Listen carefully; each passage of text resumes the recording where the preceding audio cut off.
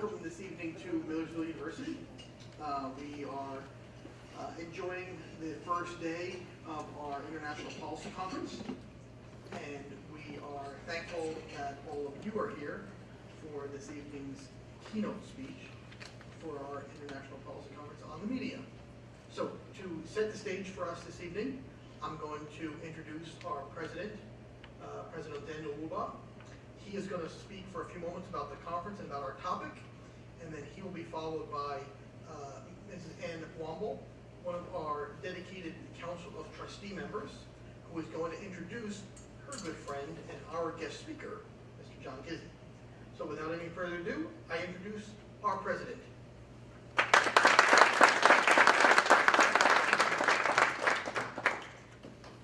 Thank you, Dr. DeSantis.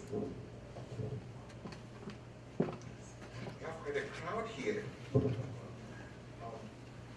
I'm very excited to be here, not only because of this particular talk, but the whole conference. And I'm most pleased that we were able to get Mr. Gizzi to be our keynote speaker. For those of you who watch CNN, I'm sure you've seen him several times on CNN, and almost every time his responses to questions or his questions are on the spot. So we are very pleased to have you here. I'm very pleased and proud to welcome you to the 2018 International Policy Conference, The Power of Media, Democracy, Influence, and Access. This is our 11th such conference, and we are very proud and excited to explore this important topic. Our previous international policy conferences have energized our campus, community, and opened important dialogue on topics such as sustainability, human rights, happiness, and justice. This current conference on the media promises to engage our community. It will highlight issues of national importance and offer perspectives and solutions for our students to grapple with as they prepare for their futures as professionals and engaged citizens.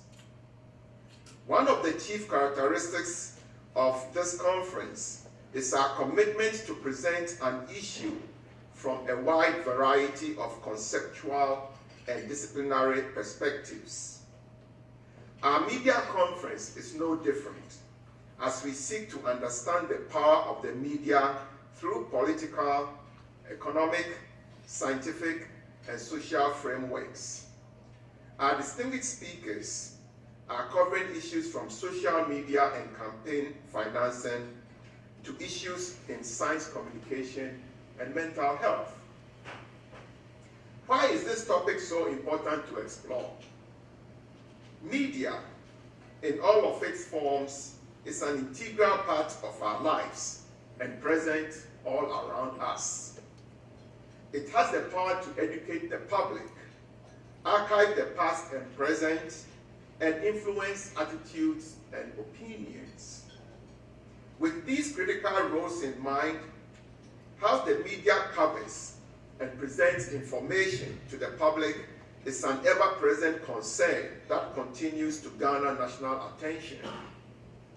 Unfortunately, Americans' level of trust in the media has fallen slowly and steadily over the past few decades. And as Gallup's data collection points out, it has consistently been below the majority level since 2007. Most important for our audience, younger Americans are more likely than older Americans to express lower levels of trust in the mass media. However, universities are uniquely positioned and have an important mandate to teach each generation of citizens how to be creative, innovative, and instill the value of community and civic action. They will be the next generation of leaders who make decisions about city planning and zoning, job creation and sustainable industries, and the protection of our environmental resources. My thanks to the faculty and staff on the planning committee for this conference, and to our colleagues in the Center for Civic Engagement and Responsibility for hosting this event. And I'm also very grateful and thankful to Mrs. Ambombo, our trustee, who was able to get us such a distinguished speaker. I'm anxious to hear from our keynote speaker, and thank you again for attending.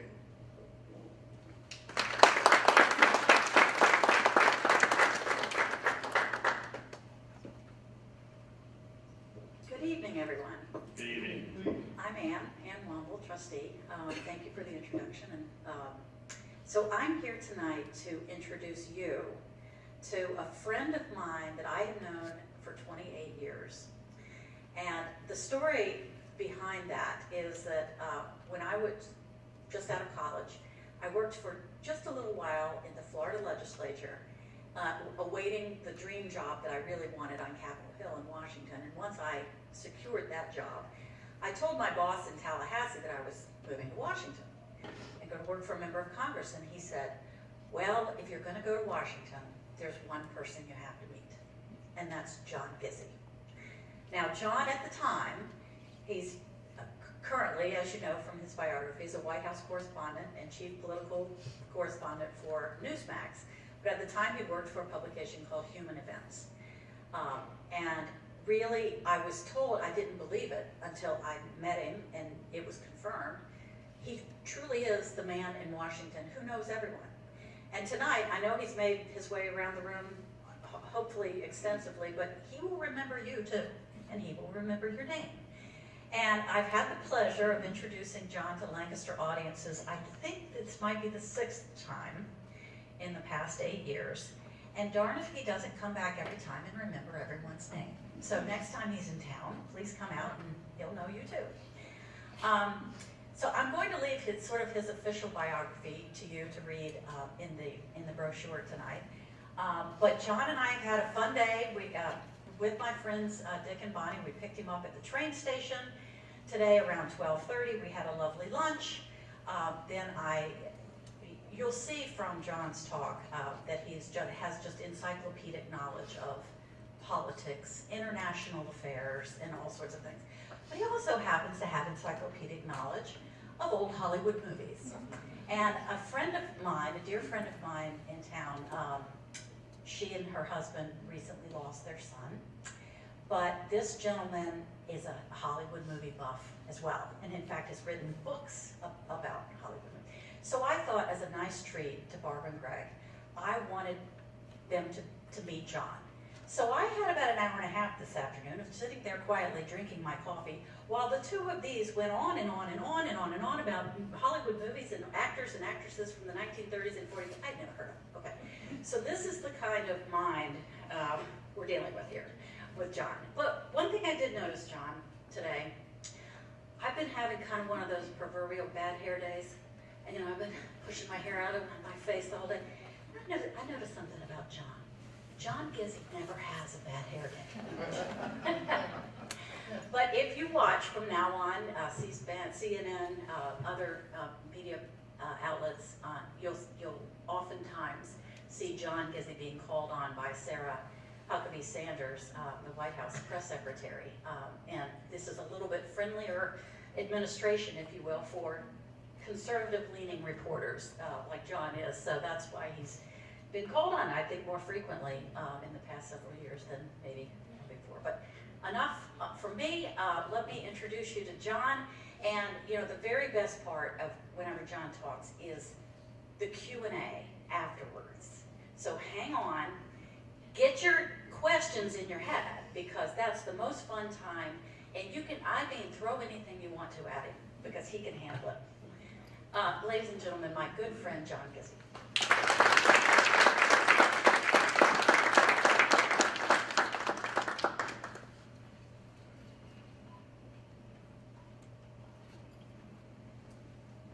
Thank you very much. After an introduction like that about the only thing a gentleman can do is die, it is truly a pleasure to be here tonight in Millersville. I am profoundly moved by the words of the President, by the introduction of my friend Ann, and it's come a long way. I've been coming to Pennsylvania for decades. I started speaking to a conference years ago, the Pennsylvania Leadership Conference, and at that point, before there was email, before there was Twitter, before there was even a well-developed sense of communication through cyberspace. We had to send the word out by phone and by snail mail, and I was up on a panel, and the lady who chaired it said to me, "I didn't get any information on you, you'll have to introduce yourself." So I did. I said, "My name is John Gizzi." There'll be a short pause for you to say, "Who cares?"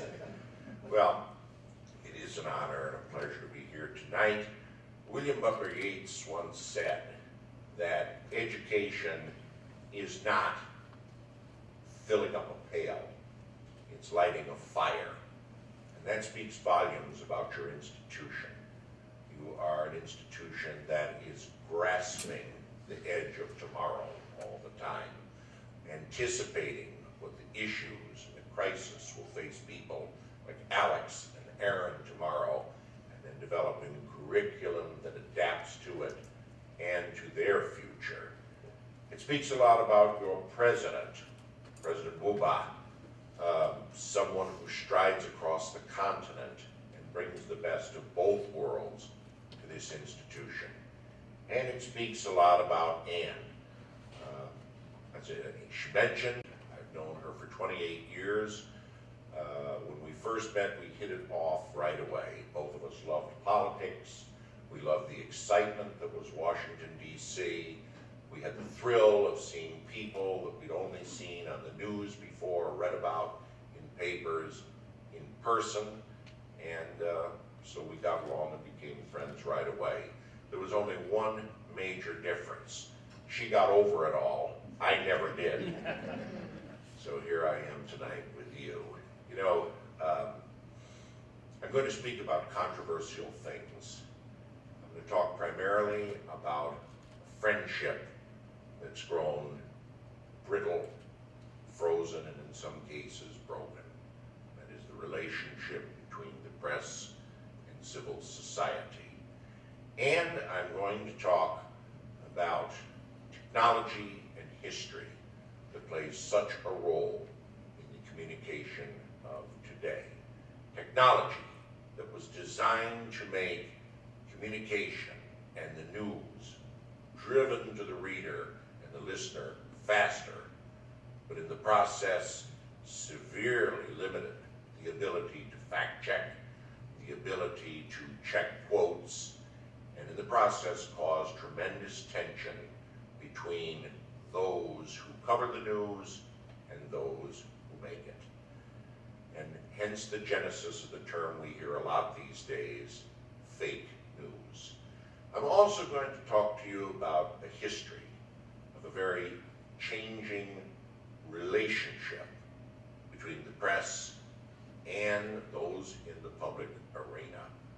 Small wonder today that our president would refer to the media as, and I quote, the enemy of the people. Small wonder that so many of my colleagues who cover the White House would refer to the briefings quite often as beat the press. I might add that I'll put up with beat the press anytime. I just wish we'd have more of those briefings now, and perhaps that will change after the November election. But I also want to bring you a message of hope, that change and perhaps the restoration of the discourse that was convivial and productive can be achieved if only both sides are willing to give a little bit. You know, the composer and pianist Oscar Levant was noted for discussing his frequent separations and estrangements from his wife on television and in public, and he spared nothing.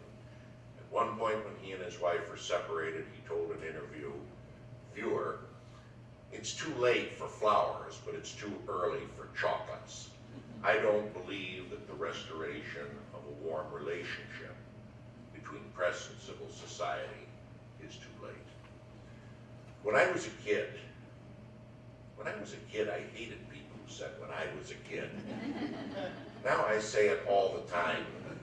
When I was a young reporter, it was relatively easy to cover Washington, D.C. and our legislative and executive branches. I worked for a weekly publication, Human Events, so I had one deadline and several days to double check my facts and quotes. And in the process, I was able to meet and get to know many sources. Many became good friends over coffee and an occasional cocktail after work. And I kept all of these contacts on a very nifty device called a Rolodex. Every business card that I got, I mounted on little cards and put on that Rolodex. Every one of those phone messages I received on a pink piece of paper, I traced the address and I got the accurate phone number.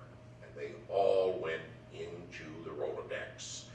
And frankly, many people have abandoned the Rolodex and they put their phone numbers on a computer or on their phone. I still have 53 Rolodexes. And all of my columns, by the way, were done on a device called a typewriter. I might add, for those of you who aren't familiar with a typewriter, listen to the definition from my late friend, Lynn Nofziger, who was a former reporter and a very key aide to Ronald Reagan in his rise to be governor and president. Lynn used to say, a typewriter combines the functions of a word processor and a printer. Now, these were all very warm days from years ago. But to be perfectly honest, they've all been relegated to the dustbin of history with the bones of civilizations long dead. Whether it's the internet or the laptop, which basically ended leaving your work in the office and coming home to peace and calm, or the resulting 24-hour news cycle that we deal with. The fact is that it's extremely difficult to double-check the news you have. And where I had one weekly deadline and others had one daily deadline, today deadlines come up all the time and at the oddest hours. The bombs that arrived at the homes of the Clintons and George Soros today are a good example of how the news never takes a vacation. But one thing is certain, that in the process of having these deadlines, one sees a destruction of the conviviality and cordiality that used to be there between those who cover the news and those who make it. And certainly, this is something that all of us have had to adapt to. It's not a pretty scene at all. And what of the people that we cover?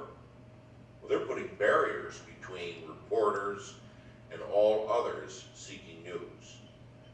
As a young reporter, it would take minutes to get to a member of Congress or an assistant secretary of anything. But today, they surround themselves with press secretaries or directors of communication, or now director of social media. And then there's an assistant press secretary or a deputy director of communications.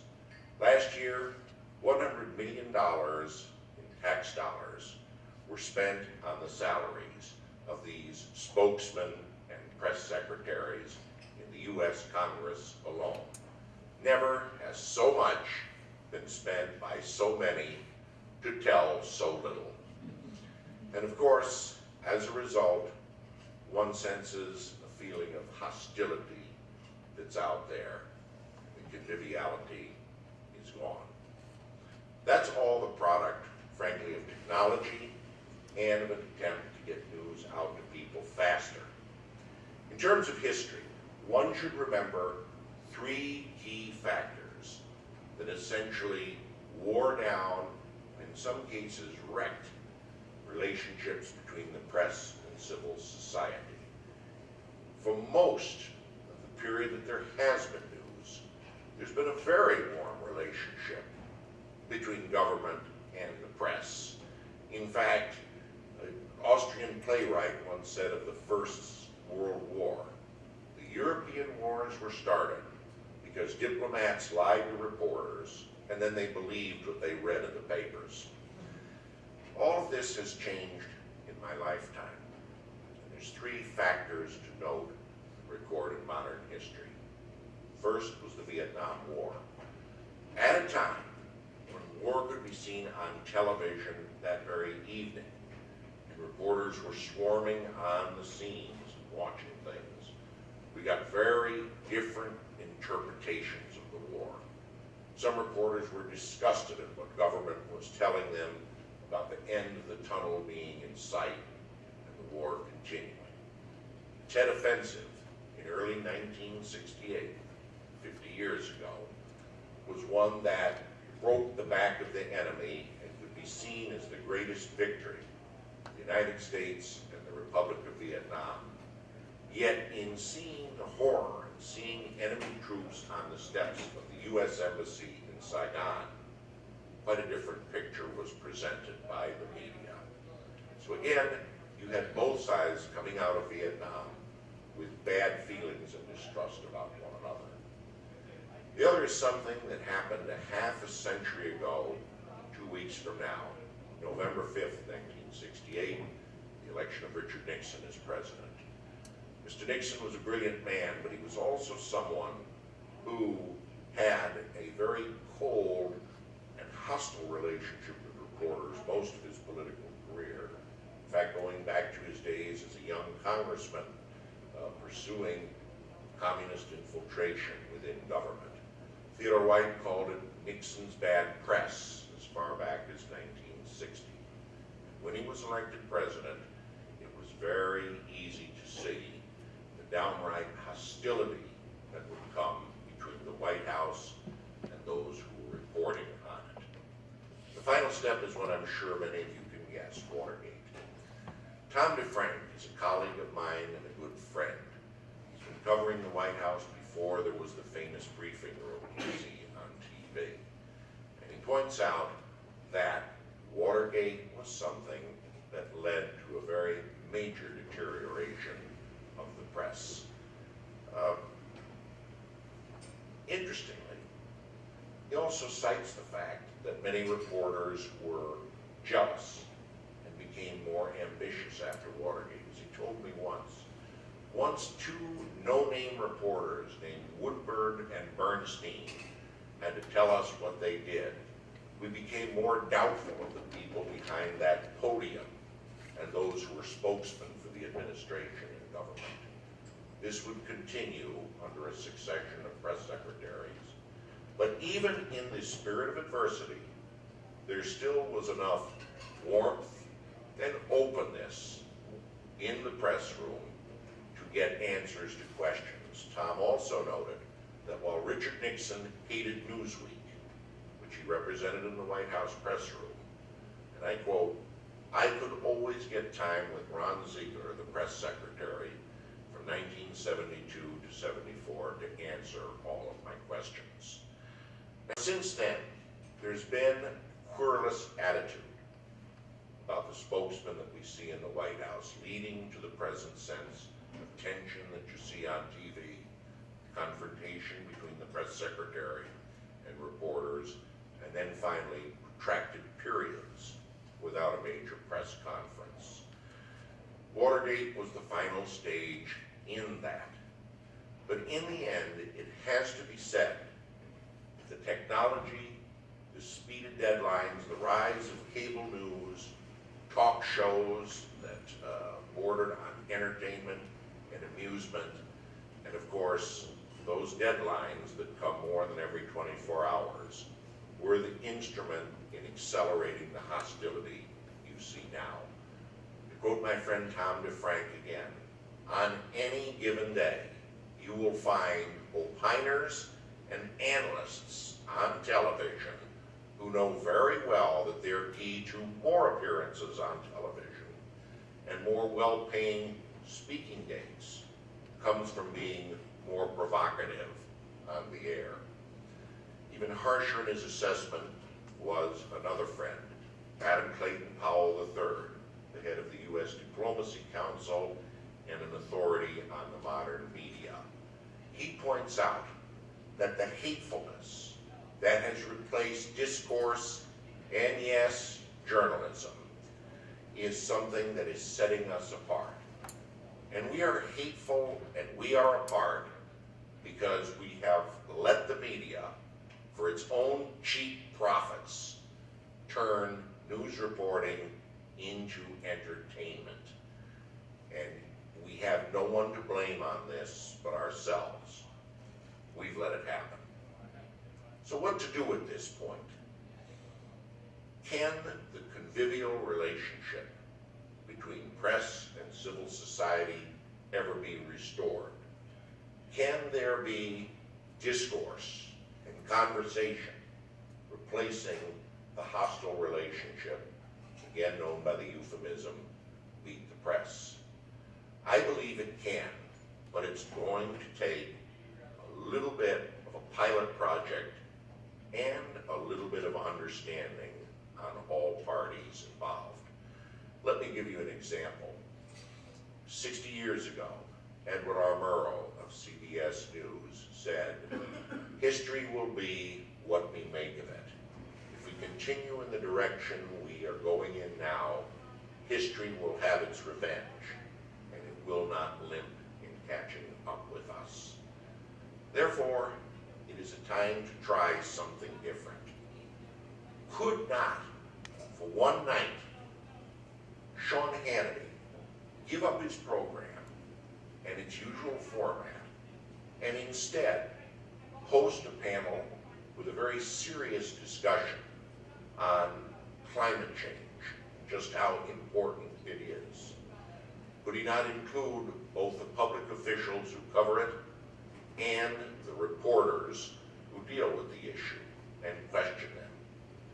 Could not Jim Acosta host a panel discussion as chairman on the dysfunctional nature of Congress, featuring lawmakers and reporters on Capitol Hill, and perhaps come up with a solution as to how to make it more functional again?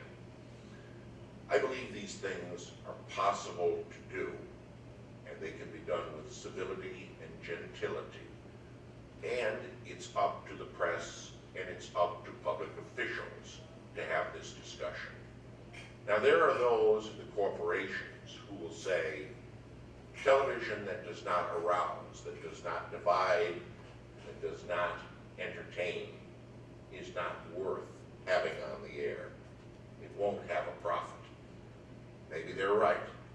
Certainly they're going to speak of the diminished attention span of the viewer. I can offer some evidence to the contrary on that. Right now in France, for the past 5 years, there's been a program on the France 24 network. It's called the France 24 Debate. For 1 hour every night, public officials, members of the French Parliament, the European Parliament, leaders across Europe and the Middle East come on with the reporters who cover them. And they have a serious and civil discussion of a complex issue at hand and known to Europe. And everyone remains respectful of the others and the others' time period for speaking. Its host, Monsieur Francois Picard, makes certain of that. And this format is one in which topics such as the European Union, or the rise of nationalism in Europe, the upcoming and very serious immigration crisis that Western and Eastern Europeans face, or the controversy within the Catholic Church, all have a fair hearing, and in some cases, possible solutions are discussed. And in the end, as I said, it's a debate only in the sense that differing viewpoints are there. Civility reigns on the France 24 debate. I'm told that this format is being repeated in Germany, in Greece, and in the United Kingdom, where civil discussion on issues has reigned for a long time. It's only coming out with new programs. possibility to bring to the United States. And think about it for a moment.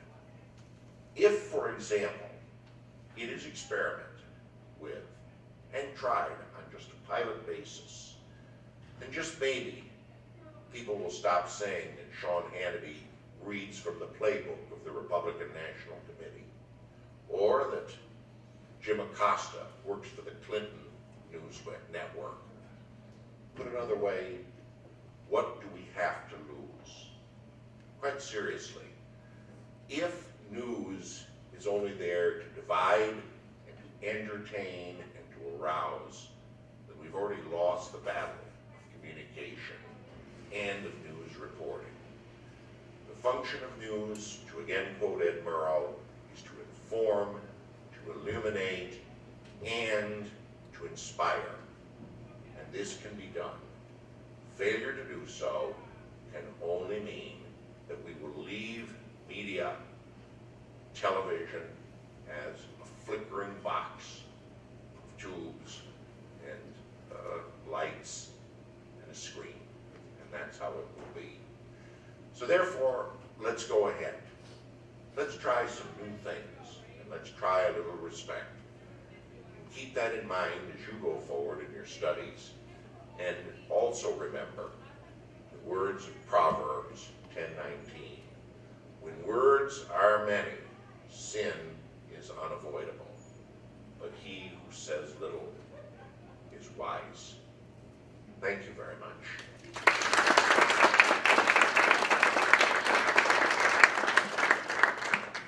And I'll take any questions from you, and I will stay as long as you would have me stay.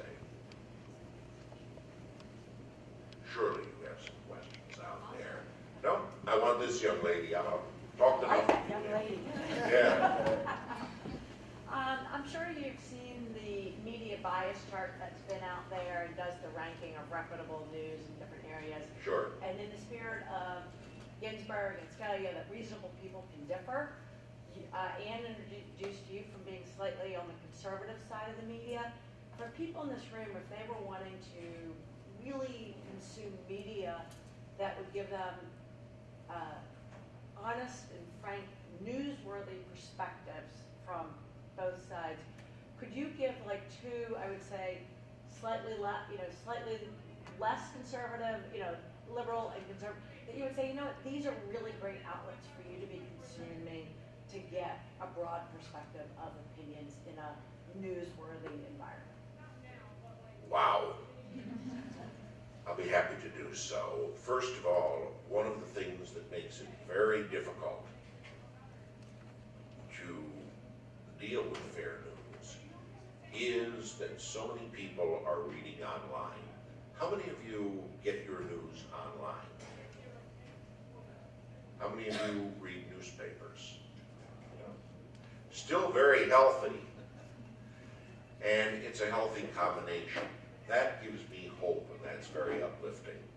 I would say that one of the sources that I read regularly that is a bit above ideology in any way is the Financial Times out of London, in the sense that it's economic reporting, something I'm sure that Ken and others would agree with, gives you insight that you won't normally have on the world and on the global economy. Its editorials are, I would say, center, but sometimes leaning to the left, but it gives voice to views on the right. And I also find this, that I, for example, read my Financial Times. Gillian Tett, who writes a regular column and is their New York editor, U.S. editor, many times will write about things I disagree with. For one thing, I'm sick of hearing about her tween daughters, and she starts the columns. Yet, I always learn something that's new. And I note that she predicted the great European recession before it happened. So when you disagree with someone, they still have something to say. That's the attitude I have on reading the Financial Times, and I start reading it every morning. My wife, I think, gets sick of seeing those pink papers pile up all the time. The Christian Science Monitor, a very venerable publication which ended its print publication after a century, is now being able to be read online. And I just had breakfast last week with their Washington Bureau Chief, Linda Feldman, who reminded me that whatever her own views, she tries to be completely unbiased when it comes to reporting, and she tells the cub reporters coming up that that's the way to be. I might add that if you're in Washington, be my guest sometime coming to the Monitor breakfasts, where public officials on all sides of the spectrum come and have for a half century and take questions from everyone for a good hour.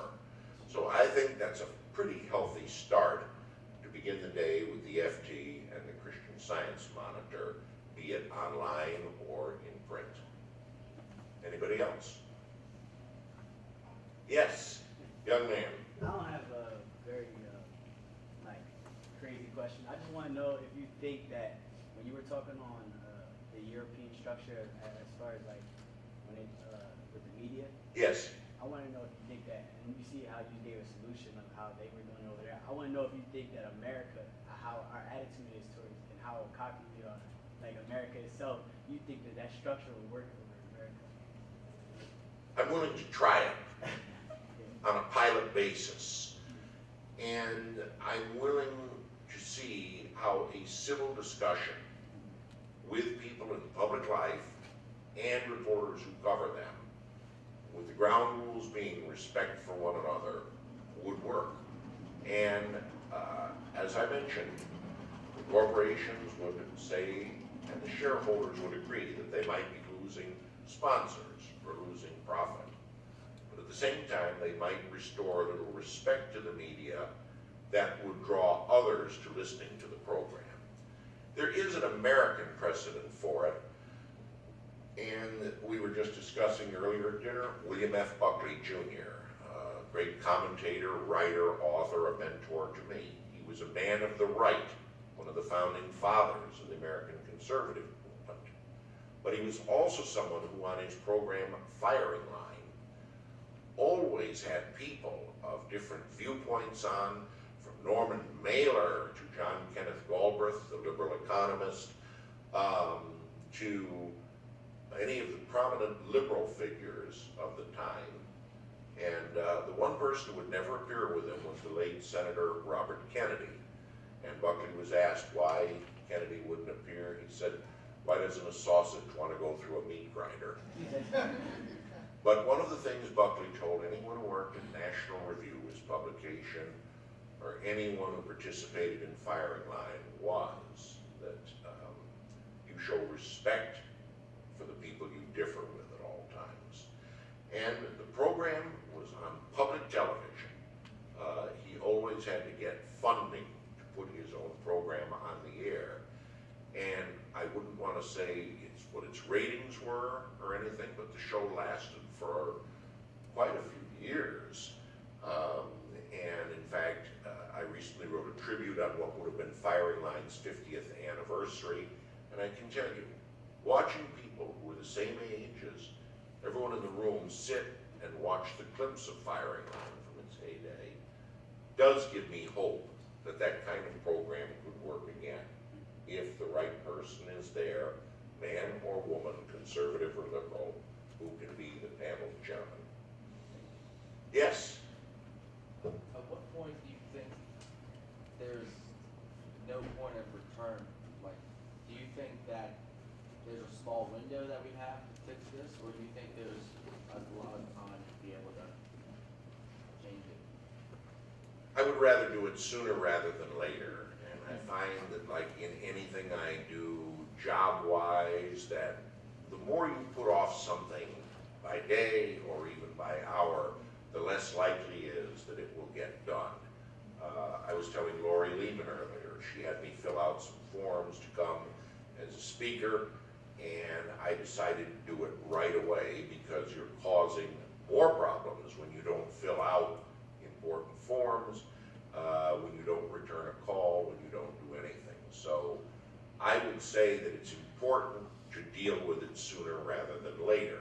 Now, how one goes about it, who would be the American version of Monsieur Picard from France, I don't know. I will say one thing. One of our local cable channels did carry the France 24 debate, which does a whole session in English for an international audience. And I can tell you that people said that was the most popular property that came over on their station. And they carry Deutsche Welle, they carry the Indian television station, they carry NHK from Japan, all of which has outlets with people who speak perfect English. And you know something? It has been a big hit in the United States. They frequently get tweets and comments from people in this country. So I think the chemistry is definitely there, and it should be done sooner rather than later. The next step is who would do it and who would fund it.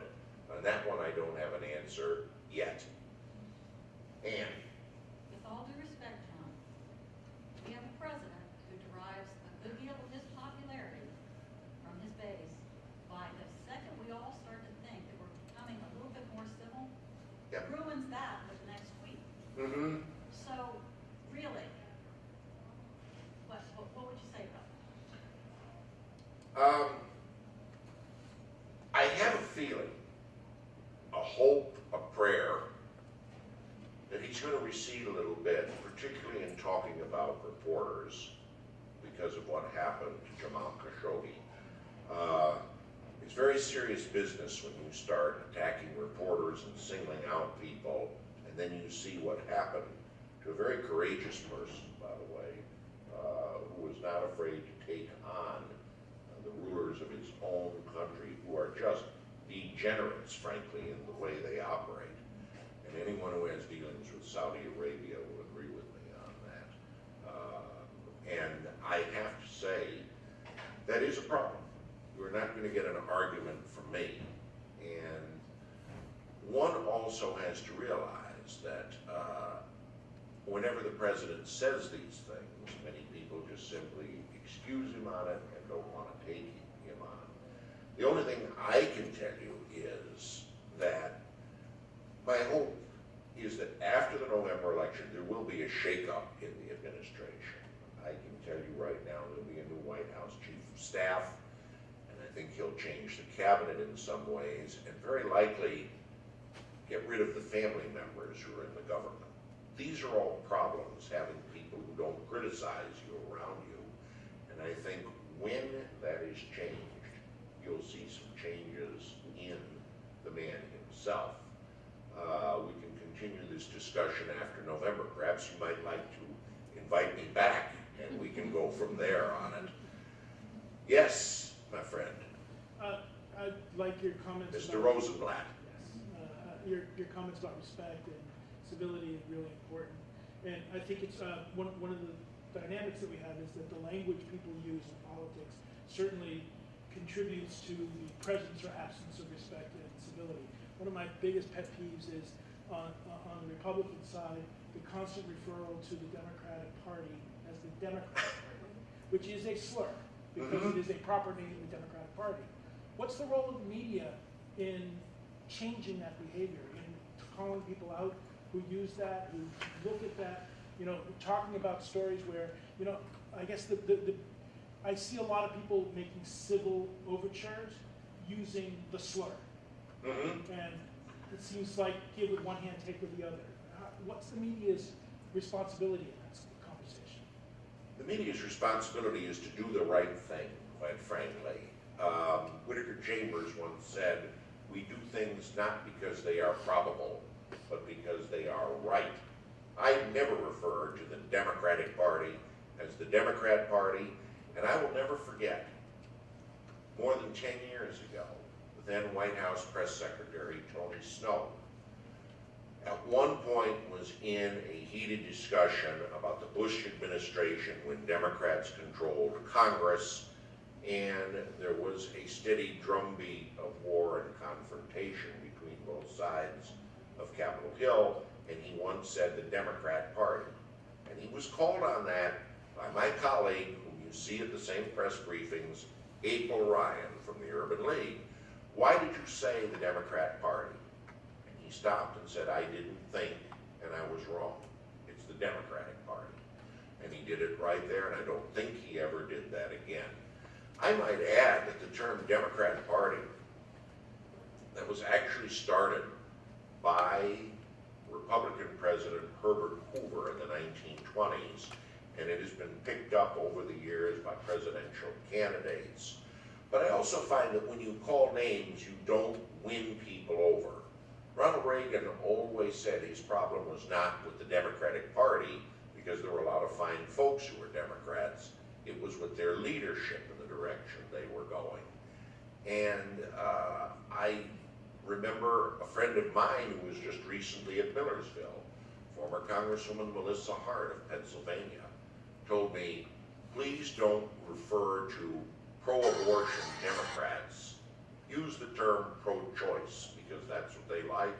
And they say pro-life. They don't say anti-choice when you write about it. There's a lot of little things that can be done to clean the language up. But I'm glad you pointed that out, because I've noticed that. I just don't like using the term Democrat Party. A Democrat is a noun, and it's being used as an adjective.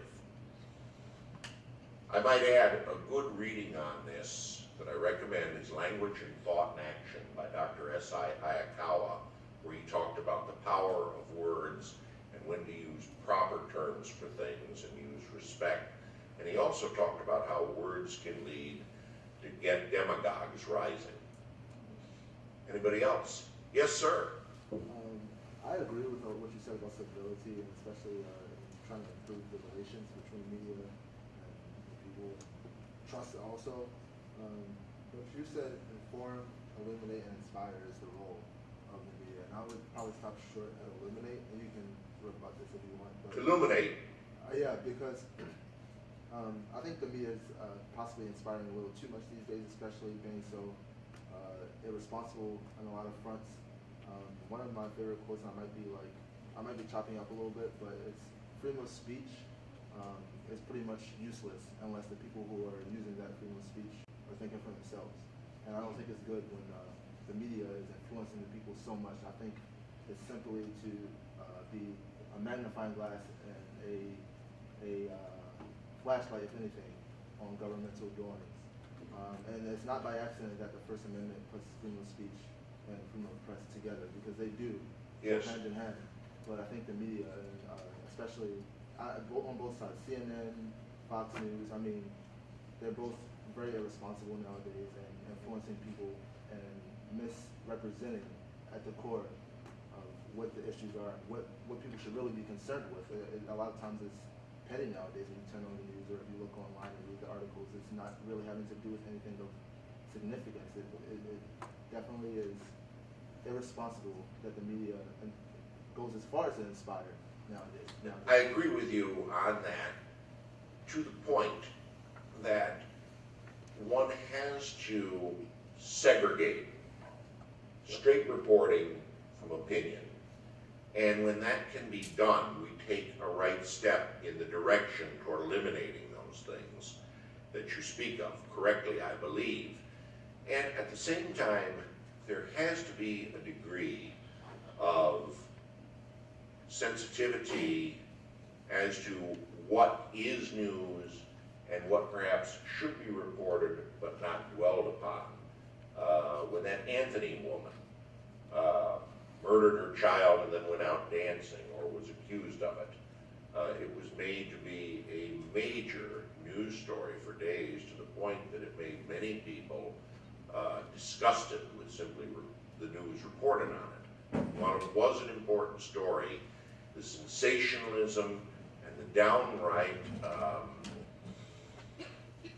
sensationalism, that's all I can call it really, about the Anthony affair was something that really made me question exactly who is deciding to send news stories out.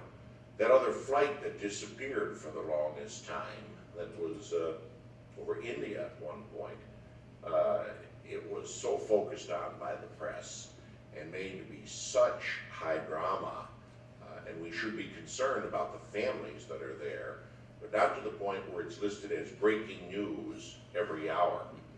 I might add that I have a friend, I swear this is true, who actually looked at the longitude and latitude of it and found that they were the same ones that were listed in the 1933 movie King Kong, and as to where the ship was going to search for the giant ape and make a film in the process. So he said, I know where that airplane is. It's on Skull Island. But I seriously do agree with you, but I think there should be separation. And that's why I'll repeat again. Perhaps if they could even devote an hour of their programs, Sean Hannity would not be charged with reading from the Republican National Committee playbook, and Jim Acosta would not be accused of reporting for the Clinton News Network. And I saw another hand out there. Yes, sir, Victor. From your insider's perspective, how has the role of the press secretary evolved over the last few decades? And are there press secretaries on either side of the aisle that you've respected and thought really did embody that role?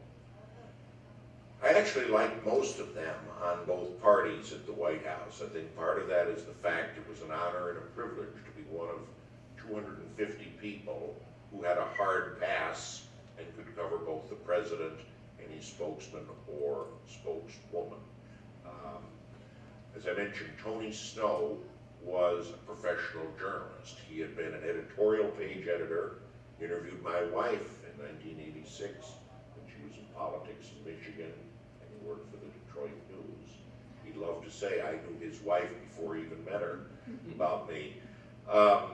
Josh Earnest, who was President Obama's last press secretary, a gentleman at all times. And he always called on me, even though he knew the editorial opinion of Newsmax was very different from what the Obama administration's line was. He used to love to wait to the very end of a press briefing, and he'd see me squirming, sometimes perspiring, and he'd always say, John, I'll give you the last question. And we had great fun together. And all of the press secretaries, for example, under President Obama, and he had 3 of them, were to differing degrees very good at what they did. Robert Gibbs, the first press secretary, was genuinely close to the president in the sense Pierre Salinger had been close to President Kennedy. He'd worked for him since he was an unknown state senator running for the U.S. Senate. And you knew that when he made you wait, he really was talking to President Obama. I had some down moments with Jay Carney, who was the second press secretary, and he put me in Siberia for a while, which means he didn't call on me because he didn't like a question. But I always said I wasn't there to make friends and improve my social life, and just lived with it. And then there was Josh Earnest. Interesting comment. I talked about Jay Carney, I talked about Tony Snow earlier. They are the only 2 press secretaries in modern times who were professional journalists. They really had experience on the other side of the podium. Everybody else has been a political campaign spokesman and trained in it. To go back and find the last journalist before Tony Snow, you have to go back to 1976, and Ron Nessen, who came from NBC News to be President Ford's press secretary. And I would just say that anyone who wants to pursue the career as a press secretary, please be something in journalism, be it an intern with a publication, be it editor of the school newspaper. I think someone who edits the Marauder or whatever the school paper is would be head and shoulders above someone who simply is a campaign operative because they know about people who are different from them and have another kind of job to do to report. Anybody else? Yes, sir. So, John, I had the opportunity to drive with my son for a long time. Right. A week ago. And as usual, I, turn on the radio on the NPR and, okay, discuss, listen to it. And he kind of listened to it for 5 minutes and quietly turned it off and got on his cell phone and started. My father would have whacked me.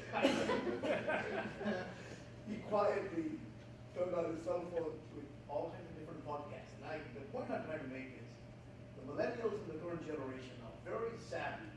They are actually looking and know a lot in terms of who they want to listen, in terms of their feelings about what they're going to get, accurate news or accurate stories.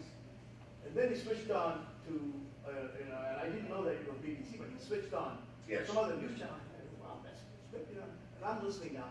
And I said, what channel is that? And he goes, that BBC. I said, oh, so he doesn't watch any of the mainstream media, period, in terms of the news.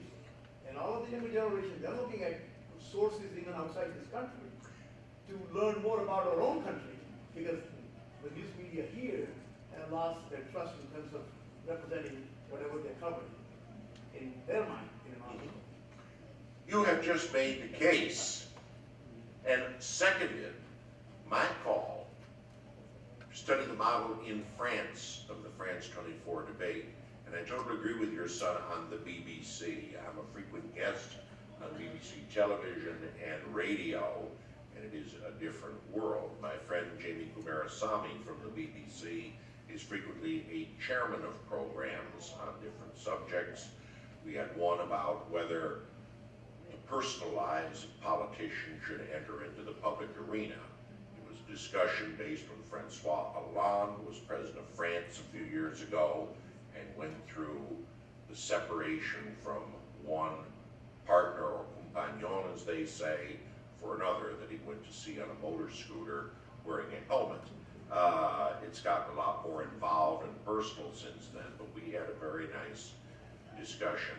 And I think your son is wise to pick from other examples. I do believe, and I'm hearing it from your questions tonight, that there is a constituency for a civil discussion and for the news, to repeat Ed Murrow's phrase, to inform and to illuminate and to inspire. And the very fact that the BBC has such a following in this country is a good example of that. And I know many people who drive to work and they listen to that as their morning news. Any other questions? Yes, ma'am. Kiara. So my name is Kiara, or Kiara. Right. So I do have a question that just came. You mentioned that a lot of the news now has been more like profit motive or driven by the how much can you make, right? Right. My thing is, a lot of that trust that I've had in the media had to do because I know there is a profit motive. So how much influence does outside companies and go into the media's reporting? Like what is there a fine line between business and the fact checking? In a perfect world, and frankly, in many cases, the owners of a publication or a network make it clear that they do not touch editorial comment in the publication. Brit Hume, someone you've seen on television, when he was hired by Rupert Murdoch to be on Fox, made it clear from the beginning, he said, that he not have his reporting interfered with. And I would have to say, I would not insult the intelligence of everyone here by getting up and saying, no one who is a press lord or owns a publication doesn't influence its content, because I'm sure it happens. At the same time, you also run the risk of having true journalists who are ready to leave. And I'll give you a very good example of this. Russia Today, or RT, has a following in the United States. There's no question about it. The late Ed Schultz, who had been on CNN for a long time and played professional football, was a popular fixture there. He was always trying me to get to appear on his show. I always had other things to do at the time. And recently, an anchor came out and said on the air she was quitting and leaving because the reporting was so slanted on things. I find it amusing to watch their coverage, for example, of the anniversary of the Russian troops going into Ossetia to liberate it from Georgia, and then people they get at coffee shops or on the street, men and women, respond that it was the then president's mental health that led Russia to come in to save and liberate these area from President Saakashvili at the time, and because he was mentally ill. This is why in the White House we call it PT, Putin television. And Americans who are normally seduced by a lot of money will not work for a publication like that. Al Jazeera America is another example, although I might add they have paid very well. But I would say most of the networks certainly have standards where there is a wall of separation between the corporate owners and those who broadcast on the air. I'm just not going to insult your intelligence by saying it's absolute, but it should be. Anybody else? Going once. Yes, ma'am. Which broadcast networks do you feel are the least slanted? Well, again, I just go back to what my friend from India was saying, and I say that the foreign news, and I've made many friends who are foreign correspondents, provide the best and clearest news that's out there. At the same time, I think if you can separate the editorial comment from the hard reporting, you're doing pretty well. I've read the New York Times almost my entire life. Its editorials, I find, are the opinions I disagree with.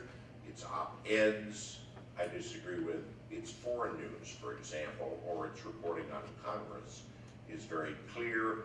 Maggie Haberman, one of the White House correspondents, is someone who gets news all the time out of this administration and is always ahead of the game.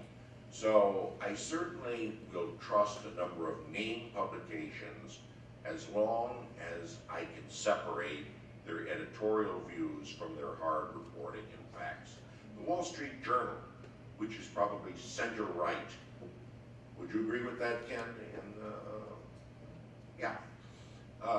Has excellent editorials, book reviews, but their reporting on Capitol Hill, and in particular on American politics, which is where I got started, is very good and very fair, I think. The important thing is if they talk to both sides, that's a good step in the right direction. Anybody else? Well, may I just say it has been a delight to be here tonight. I hope you'll invite me back sometime, and I wish you well with the coming conference.